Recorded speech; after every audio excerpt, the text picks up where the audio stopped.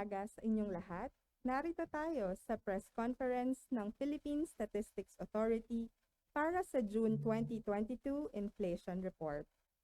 We are pleased to welcome all of our press and media partners na kasama natin on-site and online today. Ako po si Janine Almeda, ang inyong host for today's press briefing. Bago natin simulan ang ating inflation report, gusto naming ipahayag na ito ay naka-live stream sa ating PSA Facebook page. Updates are also tweeted on the PSA Twitter gamit ang hashtag PHCPI. Ikinagagalak ko pong ipakilala si PSA Undersecretary Dennis Mapa, National Statistician and Civil Registrar General, na siyang mag-uulat tungkol sa paggalaw ng presyo ng ating bilihin sa Pilipinas itong nakalipas na June 2022. Ating pakinggan ang report ni Yusek Dennis Mapa. Magandang umaga sa inyong lahat. Ang Philippine Statistics Authority ay malugod na mag-uulat ng antas ng inflation sa bansa para sa buwan ng Hunyo 2022. Ang headline inflation, ang pagtaas ng presyo ng mga produkto at serbisyo sa bansa ay bumilis sa antas na 6.1% nitong Hunyo 2022. Noong Mayo 2022, ang inflation ay naitala sa 5.4% at 3.7% naman noong Hunyo 2021. Ang average inflation mula Enero hanggang Hunyo 2022 ay nasa antas na 4.4%. Ang dahilan ng mas mataas na antas ng inflation nitong Hunyo 2022 ay ang mas mabilis na pagtaas ng presyo ng food and non-alcoholic beverages. Ito ay may 6.0% inflation at 58.3% share sa pagtaas ng pangkalatang inflation sa bansa. Ang nag-ambag sa pagtaas ng inflation ng food and non-alcoholic beverages ay ang mas mabilis na pagtaas ng presyo ng mga sumusunod. Meat and other parts of slaughtered land animals gaya ng manok na may 8.1% inflation mula sa 5.4% inflation noong Mayo 2022 at bigas na may 2.0% inflation mula sa 1.5% inflation noong Mayo 2022. Nakaambag din sa pagtaas ng inflation ng food and non-alcoholic beverages ang fruits and nuts, partikular ang mangga, na may 1.1% inflation mula sa negative 2.4% inflation noong Mayo 2022. Ang pangalawang commodity group na nagpakita ng mas mataas na inflation nitong Hunyo 2022 ay ang transport na may 17.1% inflation at 31.7% share sa pagtaas ng pangkalatang inflation sa bansa. Ito ay dahil sa mas mabilis na pagtaas ng presyo ng mga sumusunod. Gasoline na may 53.9% inflation mula sa 47.2% inflation noong Mayo 2022. Other passenger transport by road tulad ng pamasahe sa jeep na may 2.7% inflation mula sa 1.1% inflation noong Mayo 2022 at diesel na may 92.5% inflation mula sa 86.2% inflation noong Mayo 2022.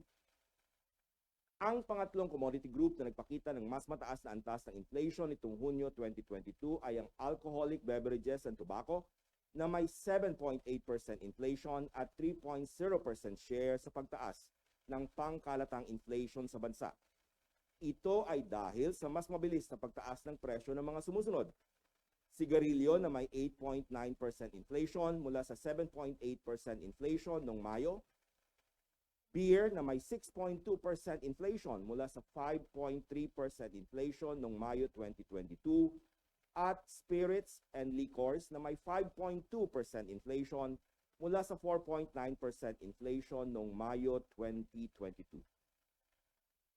Pagdating sa overall inflation nitong Hunyo 2022, ang pangunahing nag-ambag ay ang food and non-alcoholic beverages na may 6.0% inflation at 37.4% share. Ang mga pangkat ng pagkain na pangunahing nag-ambag sa inflation ng food and non-alcoholic beverages ay ang mga sumusunod.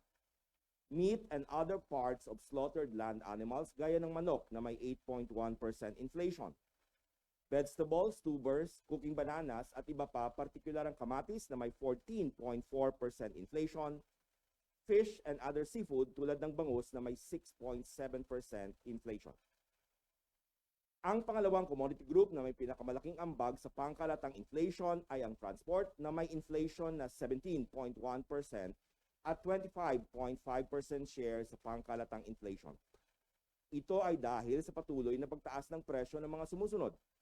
Gasoline na may 53.9% inflation, diesel na may 92.5% inflation, at other passenger transport by road tulad ng pamasahe sa jeep na may 2.7% inflation. Ang housing, water, electricity, gas, and other fuels ang ikatlo sa may pinakamalaking ambag sa pangkalatang inflation nitong Hunyo 2022. Ang commodity group na ito ay nagtala ng 6.6% inflation at 23.3% share.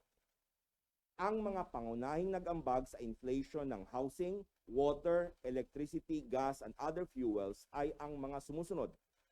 Kuryente na may 19.2% inflation, LPG na may 26.5% inflation, at renta sa bahay na may 1.6% inflation. Sa 13 commodity groups, 9 ang nagtala ng mas mabilis na pagtaas ng presyo nitong Hunyo 2022. Ito ay ang mga sumusunod.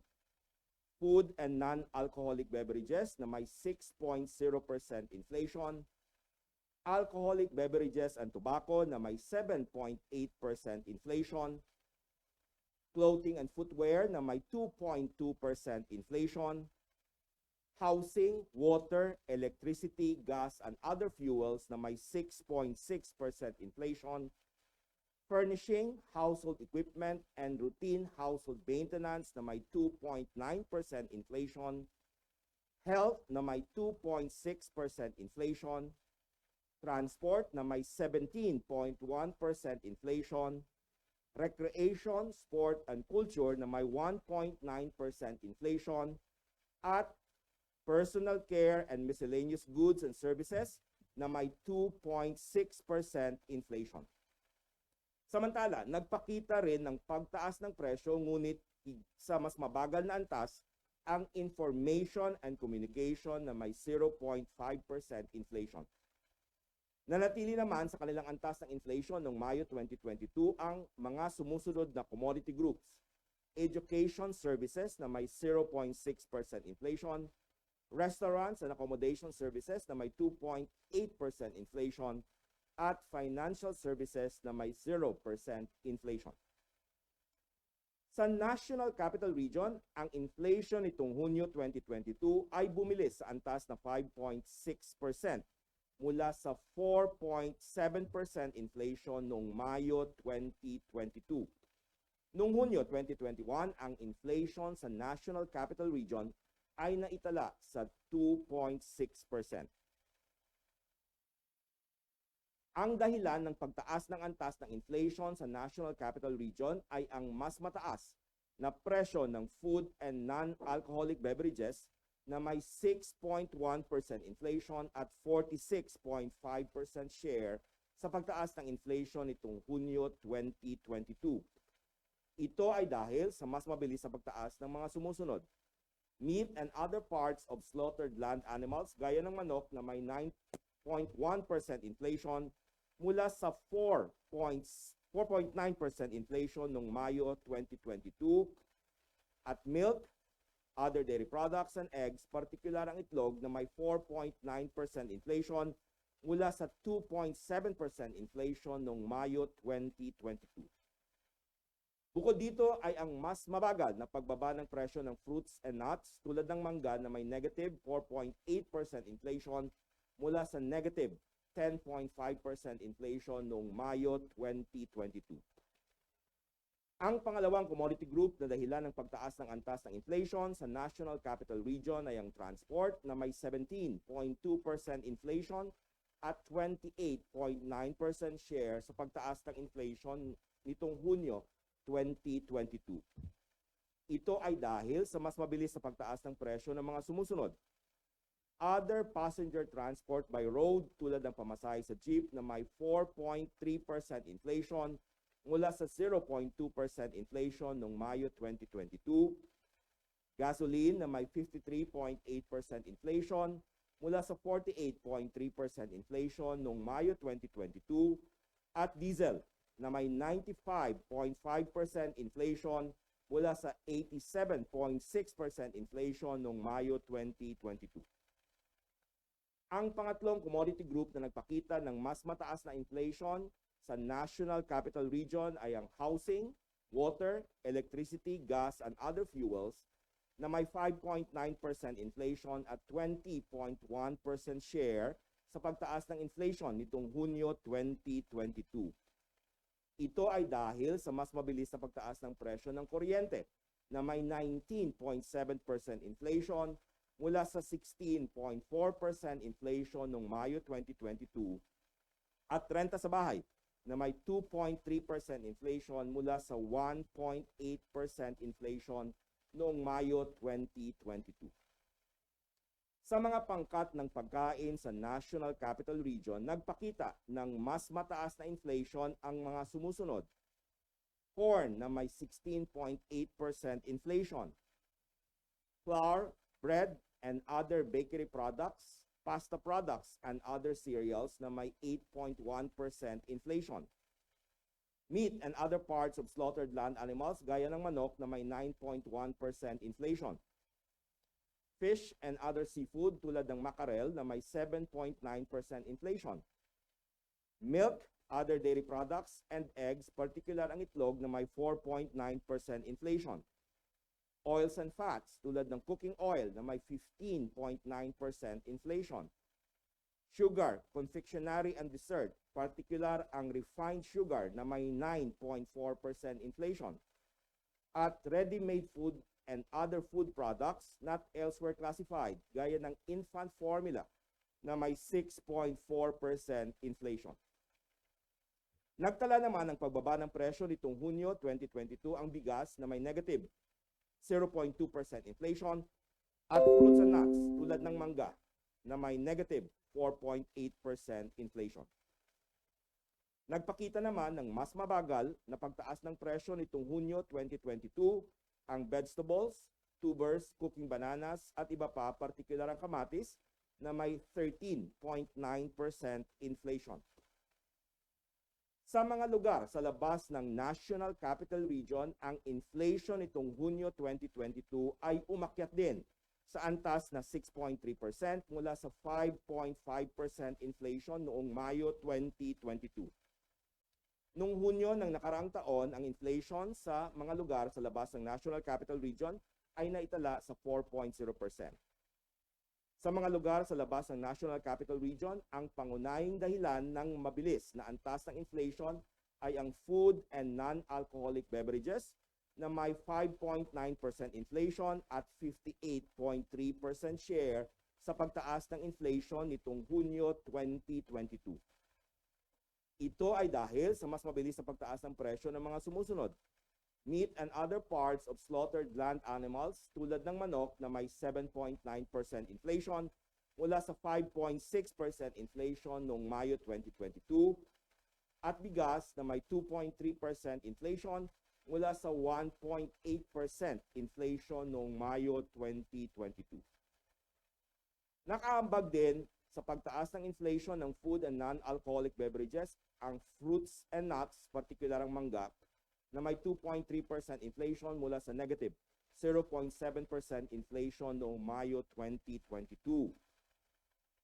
Ang pangalawang nag-ambag sa pagtaas ng inflation sa mga lugar sa labas ng National Capital Region ay ang mas mabilis na pagtaas ng presyo ng transport na may 17.1% inflation at 32.6% share. Ito ay dahil sa mas mabilis na pagtaas ng presyo ng mga sumusunod. Gasoline na may 53.9% inflation mula sa 47.1% inflation noong Mayo. Other passenger transport by road tulad ng pamasahe sa jeep na may 2.3% inflation mula sa 1.3% inflation noong Mayo. At diesel na may 91.5% inflation mula sa 85.8% inflation noong Mayo 2022. Nagtala rin ng mas mabilis na pagtaas ng presyo ang alcoholic beverages and tobacco na may 7.9% inflation at 3.6% share nitong Mayo 2022 sa mga lugar sa labas ng National Capital Region. Ito ay dahil sa mas mabilis na pagtaas ng presyo ng mga sumusunod. Sigarilyo na may 9.1% inflation mula sa 7.7% inflation noong Mayo 2022. Spirits and liquors na may 5.3% inflation mula sa 4.9% inflation noong Mayo 2022 at beer na may 6.2% inflation mula sa 5.8% inflation noong Mayo 2022.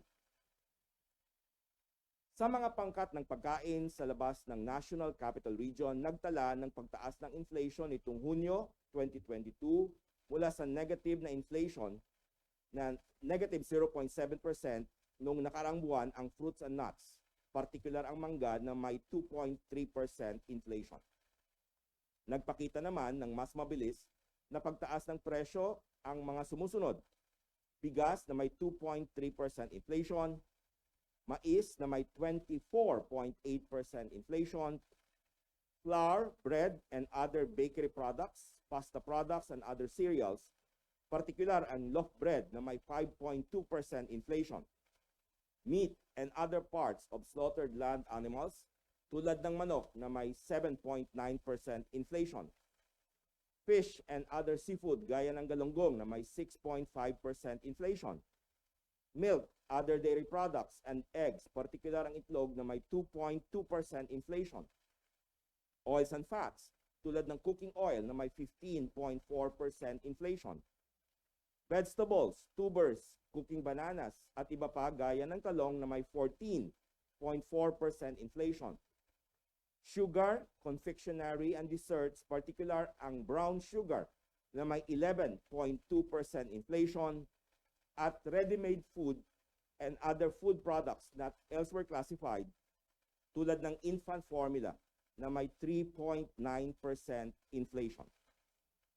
Ang pinakamataas na inflation sa mga riyon sa labas ng National Capital Region ay sa Cordillera Administrative Region at Region 3 o Central Luzon na parehong nagtala ng 7.5% inflation nitong Hunyo 2022. Samantala, ang Bangsamoro Autonomous Region in Muslim Mindanao ang nananatiling may pinakamababang inflation sa mga riyon sa labas ng National Capital Region nitong Hunyo 2022. Ito ay nagtala ng 3.1% inflation mula sa 2.4% inflation noong Mayo 2022. Kung ihambing sa inflation na naitala sa mga riyon sa labas ng National Capital Region noong Mayo 2022, lahat ng 16 na riyon ay nagtala ng mas mataas na inflation nitong Hunyo 2022. Ang inflation sa bottom 30% income households ay nananatiling nasa 2012 base year habang ginagawa ng Philippine Statistics Authority ngayong taon ang rebasing sa 2018 base year. Nitong Hunyo 2022, ang inflation sa bottom 30% income households ay nasa 5.0%. Ito ay mas mataas kaysa sa inflation noong Mayo 2022 na nasa 4.3%, habang 4.3% naman noong Hunyo 2021. Ang average inflation para sa bottom 30% income households mula Enero hanggang Hunyo 2022 ay naitala sa 3.7%. Ang mga pangunahing dahilan ng pagtaas ng antas ng inflation para sa bottom 30% income households nitong Hunyo 2022 ay ang mas mabilis na pagtaas ng presyo ng mga sumusunod. Food and non-alcoholic beverages na may 5.0% inflation at 74.9% share.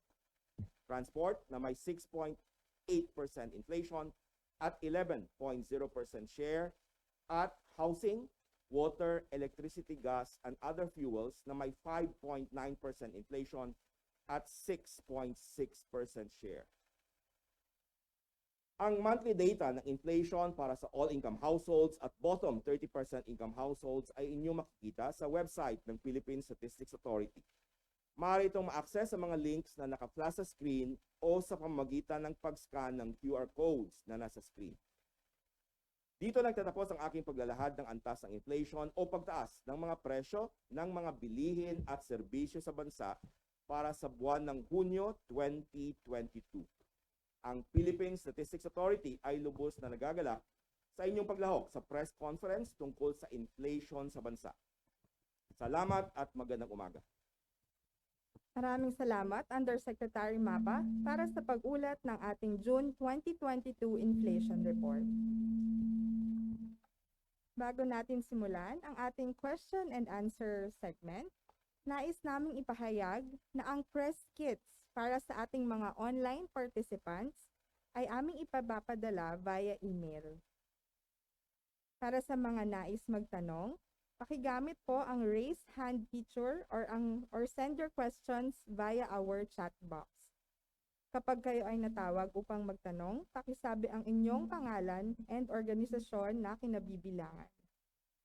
Ngayon, handa na po tayo para sa ating question and answer segment. Maaari na po tayo magtanong. Yes, ma'am. Hello. Good morning, sir. Shaila Francisco from TV5. I have two questions. Sir, for the record lang po, yung inflation rate ngayon is the highest since when? And yung second question ko po, yung 6.1 na inflation rate, is it a cause for concern? And has it reached the peak already based on your initial assessment? Okay, thank you very much. Yung June na 6.1% natin, ito ay mas mataas mula noong November 2018, mayroon tayong 6.1 din. At noong months before that, September and October 2018, 6.9. Kung naalala ninyo, yung 2018, ito yung mas mataas talaga na inflation rate. Ano? So the last time that we recorded 6.1 was November 2018. And before that, I think the peak during the time was September, October, wherein we recorded 6.9%. Sa question mo, whether this is the peak, well, we are still seeing increases in prices. If you will notice, yung ating slope, ano, doon sa prices, pinakita natin yung sa slide kanina mula January hanggang June, medyo very steep yung slope every month, no? So based on our monitoring, well, there are expectations that these prices, particularly food prices, would still move upward. Thank you. Thank you, Sir Mapa, for that answer. Yes, Sir Ben. Sir, good morning po. Yung data niyo po sa website, sir, hanggang 2019 yung parang highest yung transport inflation na 17%. Pero sir, further beyond 2019 ba, is this the highest ever? Okay, mayroon tayong ano, no, nung malayo na, nung August 2008. This is, I suppose, years back, ano, mayroon tayong 17 din na ano na 17.6 sa transport. So we will look at our series and siguro we can post yung longer series. Sir, ano pong mayroon nung 2008, bakit kaya mahal din yung transport costs or oil that time? We had I will have to do research then. Alright, sir, no problem. Marami tayo. I think there was a shock during that time. GFC po kaya yan, yeah. sir? And financial, I understand there was a financial crisis. So we also had that large percentage of inflation sa transport.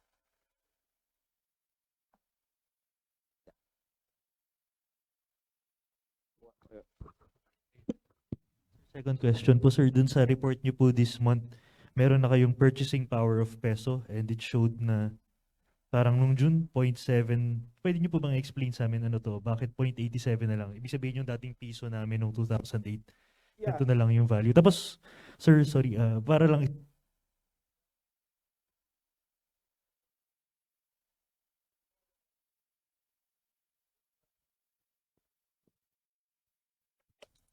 yeah, yung base year kasi natin dito 2018 ano. So yung expectation is that yung purchasing power of peso natin function yun ng ating CPI.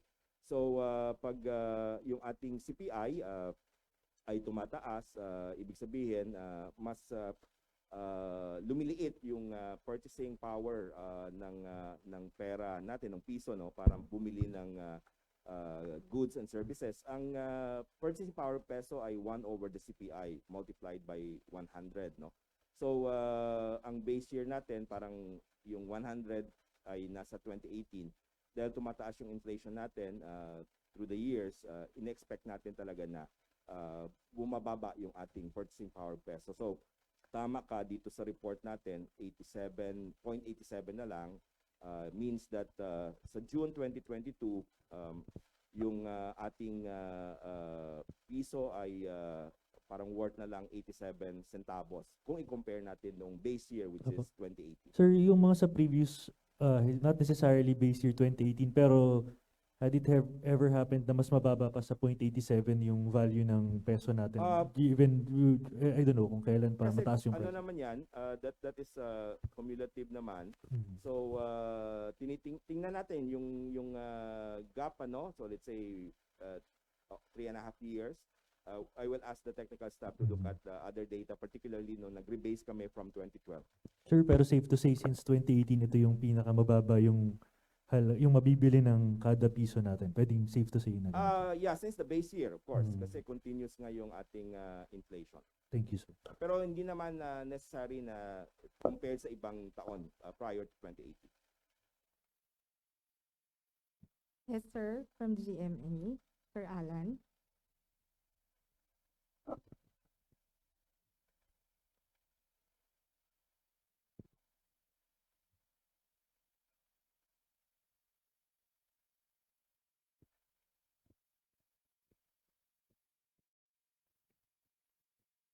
Good morning, NS Mapa. Si Alan Gatos po ito, Yeah, good morning. sa GMA DCWB. Last week, yung pamasahe sa jeep, yung minimum ay nadagdagan uli ng piso from 10 to 11. Pero prior that, nadagdagan pa ng piso from 9 to 10. Then last week, 10 to 11. Nag-reflect na ho ba ito for this June 2022 na inflation na 6.1 at yung share po ng transport gaano kalaki po sa inflation? Okay, yung ito naman kasi average ito, no, sa lahat ng mga probinsya sa bansa. Yung June 2022 dito sa National Capital Region, ang average jeepney fare natin first 5 kilometers na record ng ating mga data collectors at 11 pesos and 50 cents, no. So year on year ito ay tumaas ng 9.5% na. Yung areas outside the National Capital Region, kasi nagbabari naman yung pamasahe nila, ito ay na-record namin nung June na mga nasa 14 pesos and 50 centavos ang first 5 kilometers at ang increase niya ay slightly lower compared sa National Capital Region. Yung presyo na to ay tinitingnan namin na magkakaroon din ng impact itong buwan ng Hulyo. So continuous yun, and our data collectors are continuously tracking it. Now, doon sa next question mo on the weight ng transport, no? Ang transport natin ay malaki yung weight niya sa ating inflation basket. Ito ay may 9% weight overall, no? At ito ay pang-apat sa pinakamataas na mga commodity groups, no. Ang una, of course, food and non-alcoholic beverages. Pumangalawa ang housing, water, electricity, gas and other fuels. Pangatlo ang restaurant and accommodation services, at pang-apat yung transport. Thank you.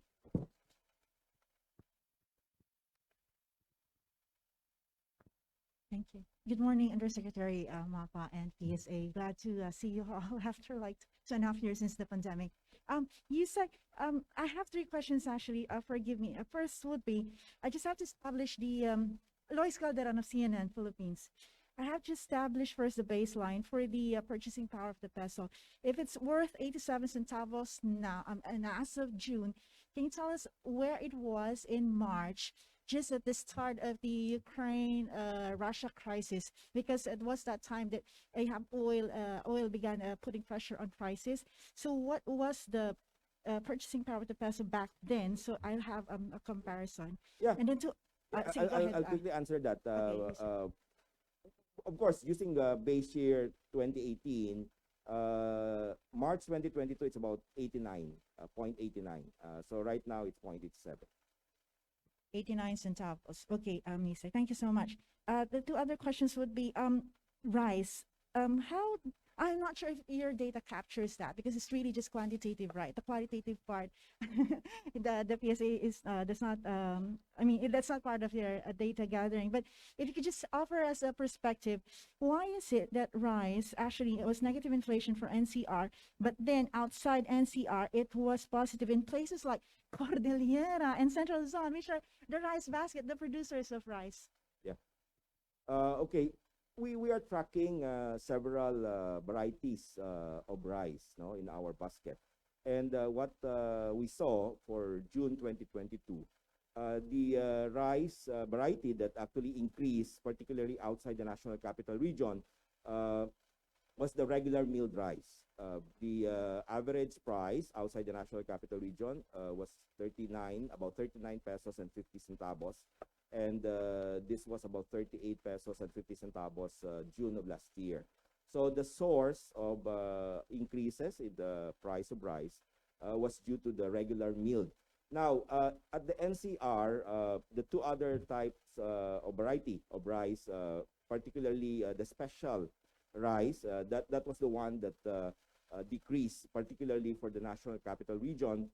For special rice, the average price is about 52 peso and 90 centavos for June at the National Capital Region. And this was about 55 pesos and 40 centavos June last year. So this is what we saw in terms of the type of variety. So the source of the reduction in the prices of rice basically came from the special rice. Well-milled rice, the other variety, there was an increase for National Capital Region, but it's light, about 0.8%.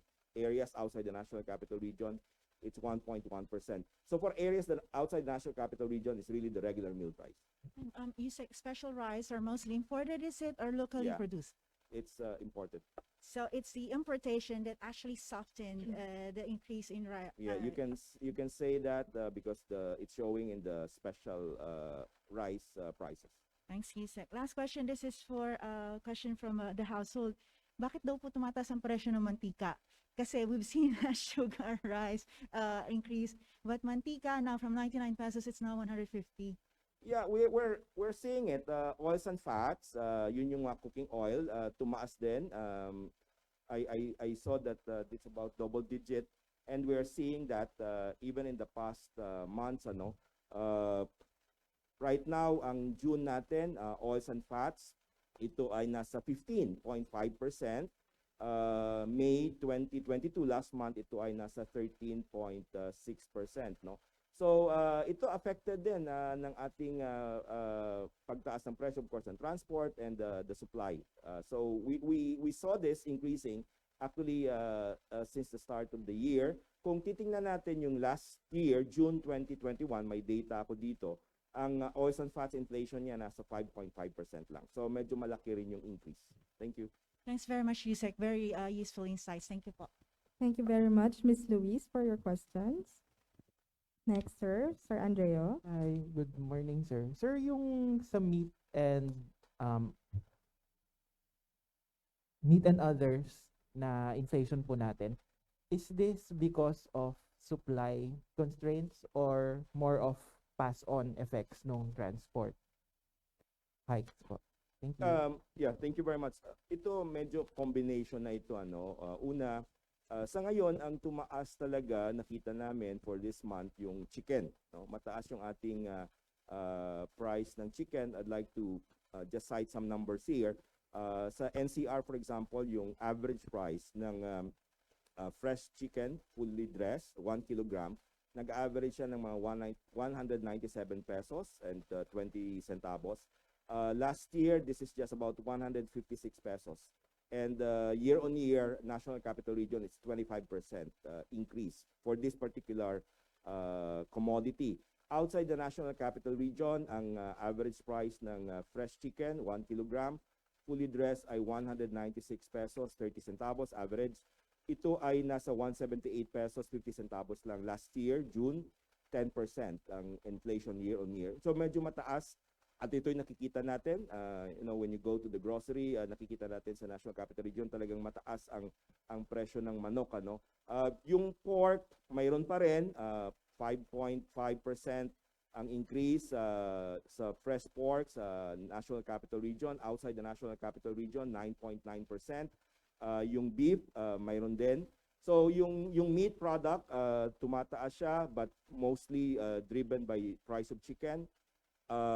Kung nakikita nyo kanina, although hindi ganun kataas ang inflation, mayroon din tayong inflation to fish. Nakikita natin 'yan simula pa nung start ng year at vegetables. So ito kasi sa food basket, ito yung matataas na weight yung live animals meat basically ang kanyang weight ay nasa 6.4% ng ating inflation. Ang seafood ay nasa 5.7% at yung vegetables ay nasa 2.8%. So these three are relatively mayroon silang larger weights dito. So nakikita namin na it's a combination, may supply issue because of problems sa pork, for example, the ASF, and at the same time yung transport concern dahil tumaas na yung presyo ng ating gasoline and diesel at nagkaroon din ng impact dito sa presyo ng mga commodities. Hindi lang sa meat but other products like fish and vegetables. Sir, Thank pati you. yung chicken po, you observed a particular supply constraint. Yeah, well, ang nakikita namin na mataas talaga sa National Capital Region, 25% ang average year-on-year growth para sa particular product na fresh chicken. So while we don't really see that mayroon tayong kakulangan, pero tumataas yung presyo, so siguro we will look at how the supply concern dito. Ang nakikita namin lang sa mga data collection ay for NCR, malaki yung kanyang increase. While there is an increase for areas outside NCR, year-on-year 10% lang. Sa NCR talaga 24.9%, which is quite substantial. Thank you. Thank you, sir. Thank you, Sir Andreo. Thank you, Yusek Mama. Yes, Miss Bernadette from GMA. Good morning, Yusek. Apo. Sir, you mentioned earlier na you could see increasing pa in the coming months. Is it simply the graph talking or can you qualify po?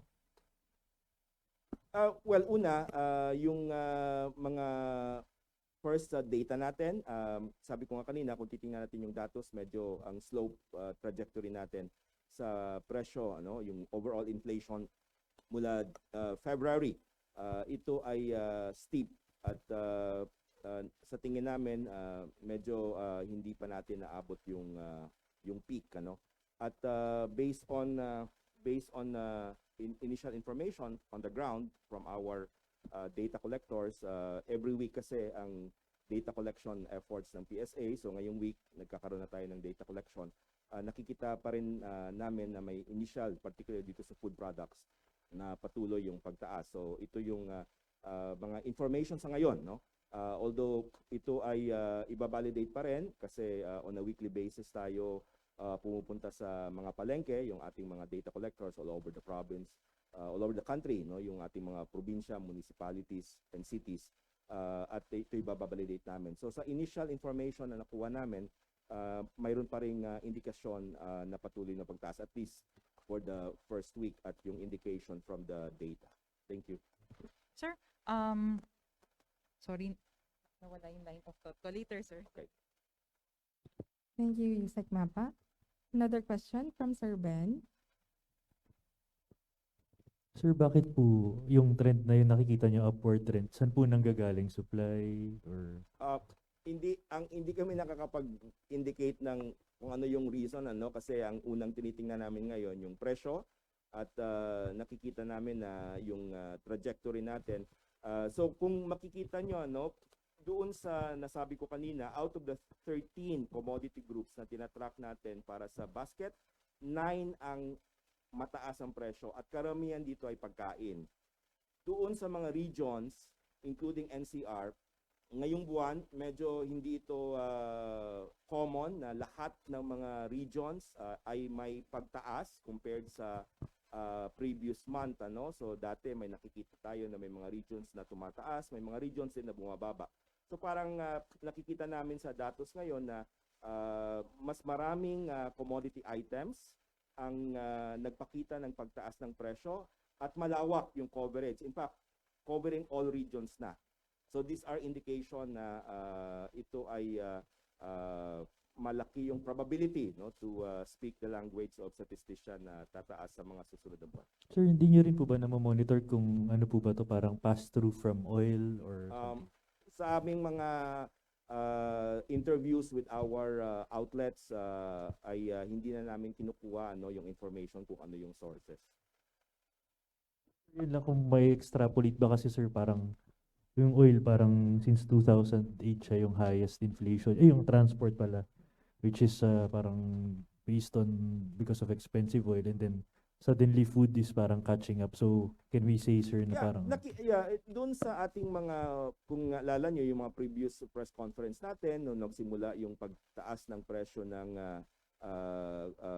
petroleum, ano, sa world market, at nakita natin ito as a particular commodity group, hindi pa una gumagalaw ng ganun kabilis ang presyo ng pagkain, ano, pero after I think 2 months nakita natin na tumataas na yung kanyang presyo, and then the trajectory nga, yung slope niya month on month ay steep. At ito rin, of course, kung continuous yung pagtaas ng petroleum products, malaki talaga yung probability, mataas yung probability na magkaroon ng impact ito sa presyo ng pagkain. Thank you very much, sir. A question from online in connection with oil products from Miss Eileen Abante. From Miss Eileen mentions of Abante, kung sakaling matanggal ang excise tax sa gas at diesel, gaano kalaki ang maaaring ibaba sa inflation ng mga ito? Thank you very much sa question mo, Eileen. Hindi kami pa nakapag-compute, ano. Ang aming tinitingnan lang ay yung kung magkano yung pagbaba sa presyo actual at then yung impact niya sa inflation, no. Madali naman yan pag nakita na namin yung actual price on a weekly basis, kinukuha naman natin, ma-reflect naman yon sa particular commodity group ng transport. Pero sa ngayon, wala pa kaming pag-aaral dyan.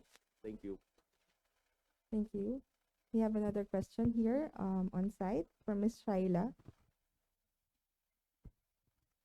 Just a follow-up lang po. Earlier you mentioned na hindi pa nga na-reach yung peak kasi may mga indications sa weekly ano nyo, especially sa food products. Sir, may I ask dun sa initial assessment, anong mga food products yung binabantayan or may indication na posibleng tumaas? Sa ngayon, ang nakikita namin, and ito ay nakita natin since the start of the year, ano, tatlo yon, no, yung meat, yung fish, seafood in particular, no, and yung vegetables. Dito ngayon may indication ng pagtaas simula noong start ng year, no. So yung meat products natin, yung pork medyo bumaba na last year, pababa siya hanggang start of the year, pero ngayon naman yung chicken ang nag-contribute, so we are seeing increases. Sabi ko nga kanina, medyo steep yung slope niya, no. For example, I'd just like to cite month on month, ano, yung meat and other parts of slaughtered land animals, ito ay 8.1% ngayon, June. Last month 5.4 lang ito. Yung ating fish and other seafood, ito nakita naman natin na tumataas na talaga ito mula nung January, February, 6.7% mula 6.2. At yung pangatlo, yung vegetables, no, na nag-double digit na nga. Although mababa siya ngayon compared sa May, ngayong June ay nasa 14.4, 15.2 siya last month, no, but double digit pa rin. And then tinitingnan din namin itong sugar, confectionery and dessert kasi itong past few months ay ito'y tumataas. Ngayong June, double digit na siya, 10.9%, no? Primarily due to sugar, yung asukal. Nung May, ito ay 8.7%. Pero kung titingnan natin last year, June 2021, ito ay 1.0%. So, nakikita namin dito sa datos natin, isasama pa natin yung flour, bread, other bakery products na nakita natin tumataas din naman. Medyo spread siya doon sa ating mga commodity items under the food products. So that indicates na mayroon tayong ina-expect na pagtaas ng presyo dito sa particular groups na ito sa mga susunod na buwan. Thank you. Sir? Apo. Sir, nabanggit ng former administration ng Department of Agriculture that one of their strategy is to bring food items to places where supply is lacking or baka merong tightening of supply. So, could it help taper off the further price increases if that could be implemented? Thank you. Well, makikita naman natin, hindi kami makakapag may conclusion, no? Pero makikita natin, may mga areas naman tayo, no? Kasi itong nakikita natin ay ang nire-report natin overall national at yung regional, no, na 17 regions, pero may mga provincial data tayo sa lahat ng mga provinces all over the country at nakikita naman natin na may mga ibang probinsya sa region, for example, while all regions yung inflation niya ay tumataas, pero na-report natin kanina yung BARM mababa pa. So mayroon din tayong volatility in terms of inflation rate sa mga probinsya. So siguro titingnan natin kung saan yung intervention at minomonitor naman natin yung inflation by province. Thank Sir, you. one more na lang. Sir, yung increases po ba in the past months, would you say it's extraordinary or that could possibly lead to hyperinflation? Well, hyperinflation, wala pa naman tayo doon, ano. Ang sinabi ko lang kanina na na-observe natin, increases sa 9 out of 13 commodity groups. So medyo spread yung pagtaas. At doon naman sa mga regions, 17 regions ay nagka-experience ng pagtaas ng presyo nitong June versus May. So yung mga indication na medyo malawak yung coverage ng pagtaas ng presyo ng bilihin at serbisyo. Sir, is that extraordinary? It's not really in a way extraordinary, but it gives you an idea that the impact is wide. No? Thank you. Thank you very much. Yes, Sir Alan? Sir, for the past few months, ang Department of Agriculture gumawa ng mga intervention, yung importation, chicken, fish. Nakikita nyo ba sa mga ground ay may epekto ba to? Nagkaroon ba to ng epekto kahit papaano man lang nabawasan yung presyo ng mga produkto natin or nakabawas man ito sa inflation o naramdaman ba kahit papaano? Ang ating fish, while it is at a relatively high level, no, yung 6%, pero ito ay bumaba compared sa last month, no. Minsan kasi yung timing, no. Titingnan natin kung kailan dumating ang import, ano. So sa ngayon, yung fish and seafood, I'm sorry, May 6.2 siya at 6.7 ngayon. Yung incremental increase niya month on month, mas maliit compared sa April versus May. Whether that is effect, kung may supply tayo, siguro titingnan natin kung kailan dumating, ano. Itong sa meat naman, nakita naman natin dito sa pork na bumaba yung rate ng inflation niya. Kaso nga lang, tumaas naman ngayon simply because may other product naman na biglang pumalo, ano, and that is the price of chicken. Thank you. Follow-up lang po, no? Follow-up lang. Yes, sir. So wala ho tayo talagang problema sa supply but mataas talaga presyo. Yung supply concern kasi, wala pa kaming datos dun sa importation kung kailan siya dumating. Ang sinasabi ko lang sa ngayon sa data natin sa inflation on a specific commodity group like fish, yung incremental increase niya ay medyo bumagal. Sa meat naman, nakita na natin talaga kung titingnan natin yung pork, for example, kasi problema natin yan last year, di ba? Bumagal naman talaga yung pagtaas ng presyo. Kaso nga lang itong buwan, ibang commodity item naman yung biglang nag-contribute, which is, sabi ko nga kanina, yung chicken, na talagang sobra yung increase niya sa NCR, particularly 24.9 month on month on a sample doon sa specific product, which is the kilo of fully dressed chicken. Thank you. Thank you very much. We have a question via online in connection with the question regarding high inflation from Ms. Pilar Manuel of CNN. Just to confirm earlier, the latest inflation rate is the highest since when po? When was the last time we recorded inflation above 6.1%? Okay, thank you again.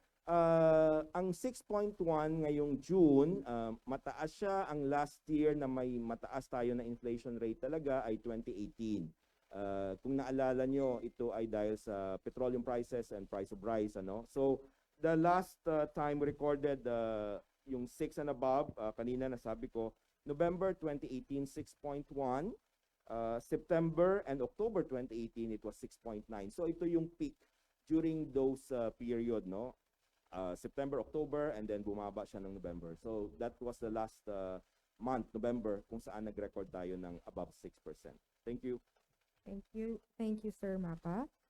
We have another question online from Miss Eileen Abante. From Miss Eileen of Abante, why is inflation outside of NCR higher than than outside NCR?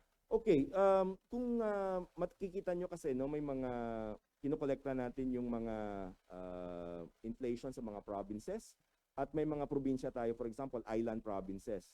Mahal talaga dyan, ano, sa mga visits ko sa mga PSA provincial offices, nakita naman talaga natin dahil sa transport. So that part, kaya nagkaroon tayo ng disparity, no? So may dagdag siya simply because medyo mahirap puntahan yung iba nating probinsya at dumadagdag yun sa weight for areas, inflation sa areas outside the National Capital Region. Thank you. Thank you, Sir Mapa. We have a raised hand from online. We have from Business Mirror, Ms. Kai Ordinario. Hi, sir. Good morning Good po. morning, Guy. Sir, I just wanted to ask first what is the weight of food in the CPI for national and bottom 30? Sir, food lang not food and non-alcohol. Tapos, Okay. sir, yung Yeah. sinabi niyo na 87 centavos na lang yung value ng piso.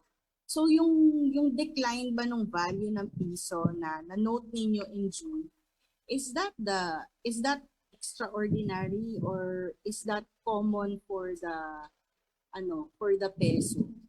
Okay, yung first question mo muna, yung food lang talaga, tanggalin natin yung non-alcoholic beverages, ito ay nasa 4.8%, mga 35%. Yun yung weight ng food lang sa ating consumer price index basket, no? Sir, sa bottom 30 po.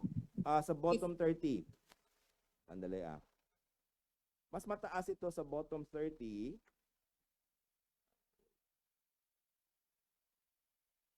%55 ang ang weight ng food sa bottom 30% income households. Pangalawang question mo, yung purchasing power peso is just 1 over the consumer price index, ano? At dahil sa base year natin, average ng 2018, sabi ko kanina, yung June, ang computed namin na purchasing power peso ay nasa 87 centavos.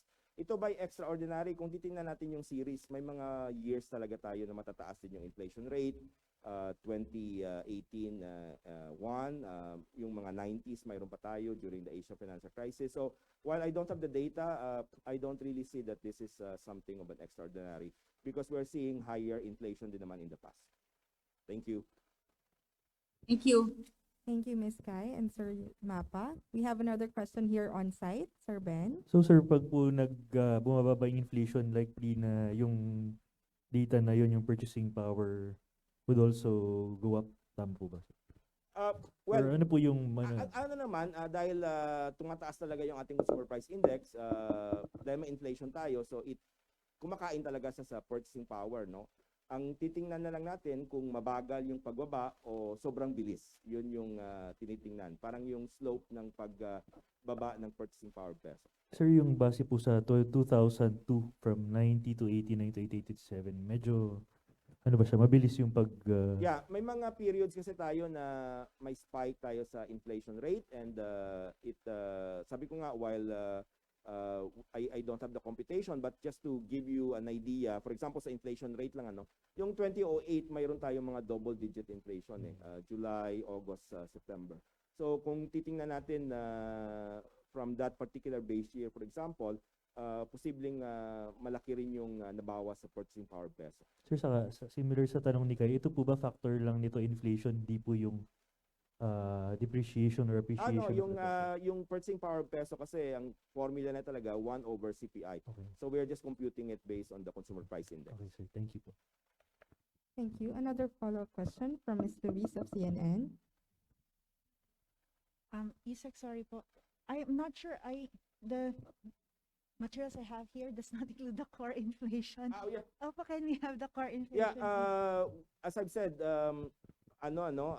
yung pinag-uusapan ng technical team ng Bangko Sentral ng Pilipinas and the Philippine Statistics Authority yung mga items na isasama sa core inflation at ito'y pag-uusapan kasi pinapa-approve namin ito sa Philippine Statistics Authority Board.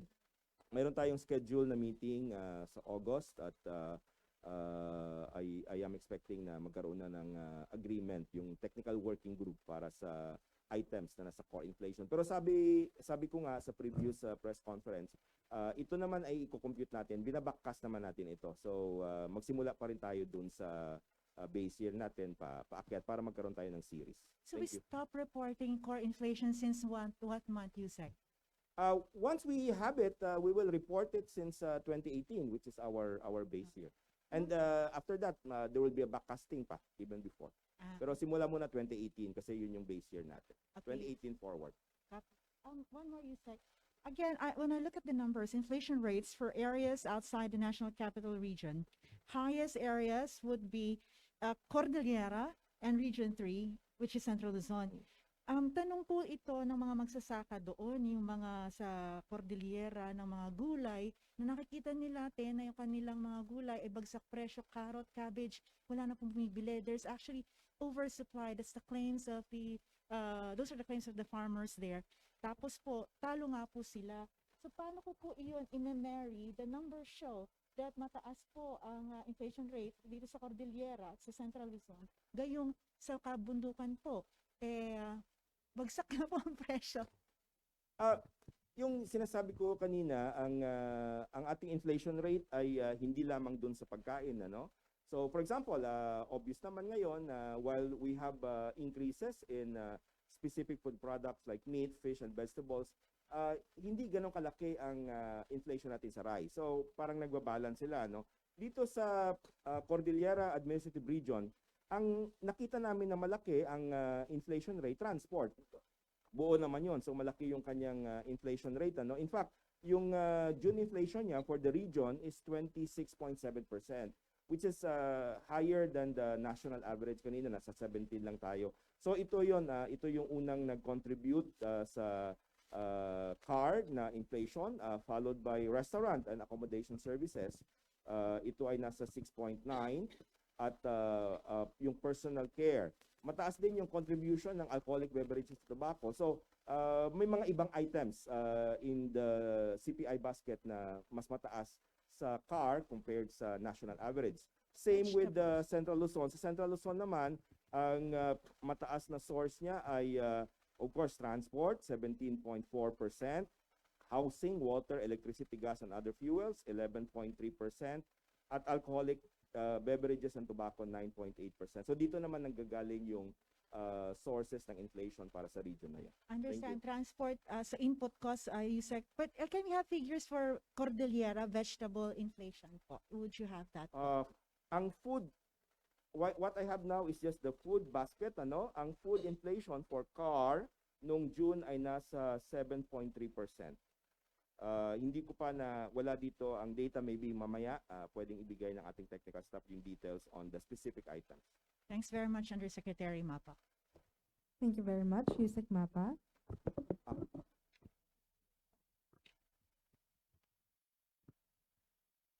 Okay, are there any more questions? Okay, so if there are no more questions, we don't have any more questions as well online. Thank you very much. Maraming salamat po sa ating press and media partners for joining us in this June 2022 inflation report. Sana'y patuloy ninyo po kaming suportahan. You may visit our webpage at www.psa.gov.ph for more updates. Once again, ako po si Janine Almeda ng Philippine Statistics Authority. Maraming salamat at magandang umaga sa inyong lahat. Thank you.